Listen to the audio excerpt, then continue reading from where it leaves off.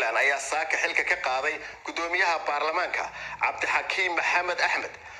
xilka qaadista ka hor xalay 3 qof oo mid ka mid uu rayd yahay ayaa ku dhintay dagaal u dhaxeeyay ilaalada xarunta baarlamaanka Puntland iyo ciidamo ka tirsan booliska. 5 qof oo kale ayaa ku dhaawacmay dagaalkaasi. xildhibaanada baarlamaanka Puntland ayaa saakay xilka ka qaaday gudoomiyaha baarlamaanka ayaa codayntii saaka 53 xildhibaan oo ka tirsan baarlamaanka Puntland ay gacantaag u codeeyeen 49 waxay u codeeyeen in xilka laga qaado gudoomiyaha halka 4 xildhibaanna ay ka aamustay. gudoomiye ku-xigeenka koowaad ee baarlamaanka Puntland Abukaati Cabdicasiis Cabdilaahi Cismaan ayaa sheegay in gudoomiyuhu ku tuntay dastuurka Puntland doorasho cusubna loo qaban doono si gudoomiye cusub loo doorto.